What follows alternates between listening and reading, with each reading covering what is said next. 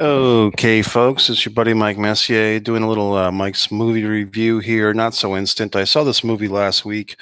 It's The Pod Generation, Amelia Clark. I don't want to say this gentleman's name improperly, but I'm sure I'm going to. Chiwetel Ejiofor as a married couple. In basically, I believe the movie is set in like the late call it the late 21st century, so like 2090 type of thing. So like less than 100 years in the future. Um, Basically, the idea of this movie is society has gotten so advanced with women's rights in particular that women are no longer asked to be inconvenienced by pregnancy. So there's kind of a caste system. If a woman can afford it, she can have her offspring, her baby, her fetus, raised in a pod. And she doesn't even need a man to do it. If she doesn't happen to have a male generator of chromosomes or sperm or whatnot in her life, she can basically have a little piece of her own skin taken off and made into the other half of the equation, although that would only give her a female child, which is probably what that hypothetical woman would want anyway. So it's a interesting movie. Like I said, and I just did a movie review of Birth Rebirth. This is the type of film that's interesting because it's within the realm of possibility. And unlike Birth Rebirth, the Pod Generation is more of a comedic, as they say in the theater world, a serio comic, serious slash comedic take, or a dramedy, if you would. Amelia Clark, it took me like 20 or 30 minutes to recognize, oh, yeah, she's the Game of Thrones lady, the Dragon Master, as it were, the Master of Dragons, whatever they called her on that show. I never I watched the first season of Game of Thrones and then I kind of fell out of it. I used to lovingly call that show Tits and Dragons because I thought that was basically the highlights of every episode.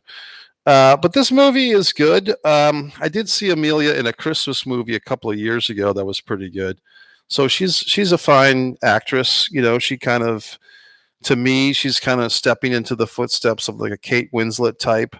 You know what I mean? Like someone who's a really great actress who could kind of be in any type of thing.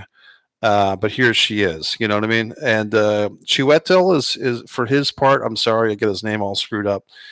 He was very good. Another thing, in some of these modern day stories, I'm old enough to remember that if you had an interracial couple in a movie or a TV show, that was the whole movie or TV show. Like that subject was the whole topic of these two characters. Like you couldn't just have an interracial couple that happened to be the interracial couple without racism or bigotry or differences in culture coming up.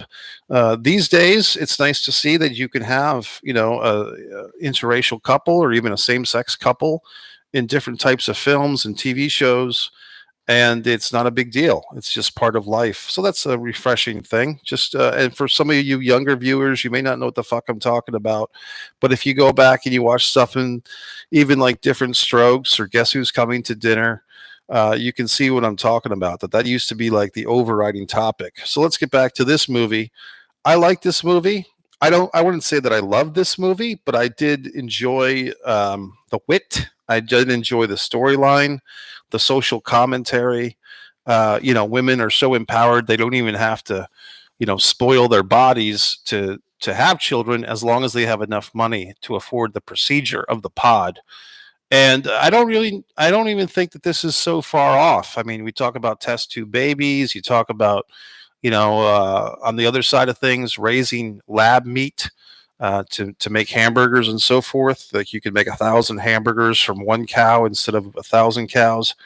Um, this type of stuff is happening, and also the interesting thing is that Chiwetel's character of Alvi, the husband, is a botanist, I believe, or a plant guy. He works with plants, and even like the nature of nature, so to speak, is another kind of subtopic or a running theme in this film. How people interact with nature, and they have like nature simulations throughout this movie because people want to deal with nature. They need it, they crave it, but only if it's through a simulated experience. So, I mean, there's a lot of social commentaries going on in this movie, written and directed by Sophie Barthes.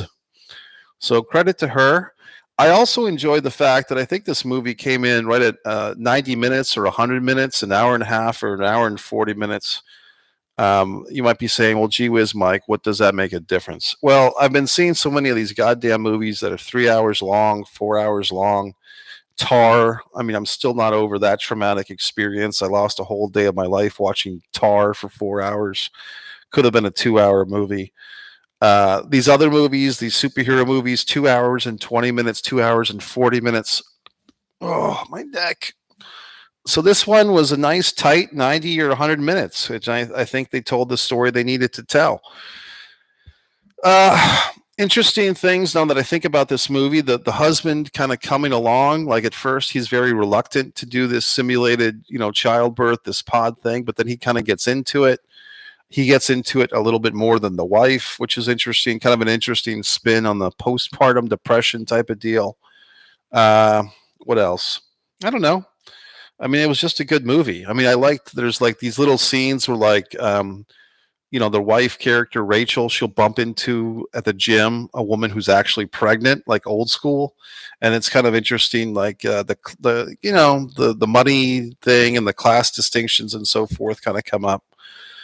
It did strike a little bit close to home. I have a good friend of mine who kind of went through a lot of things.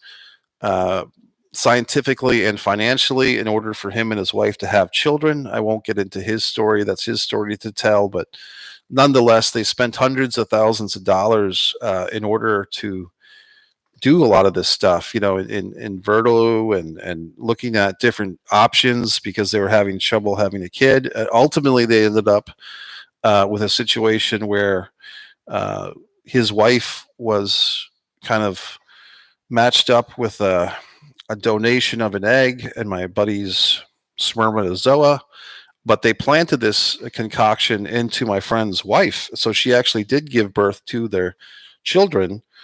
But it's like, from a practical guy point of view, I would say, hey, if you're going to pay all this money to have these kids, why go through the torture of childhood yourself? Why not, have a surrogate mother, like let somebody else deal with it. But that's how a guy thinks. A guy thinks in terms of convenience and comfort and not wanting to get his own body inconvenienced or getting the morning sickness and all that crap.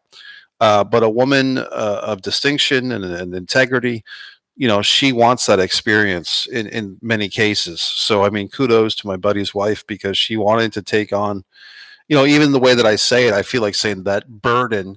But, some people, she or others might say that honor of having a child, so it's really just a different thing. It depends on how you look at it.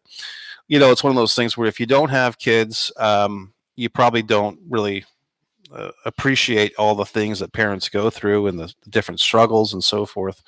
And if you do have kids, you don't realize, how much your kid is a pain in the ass to everybody else in the world. But that's okay. I thought the movie was good.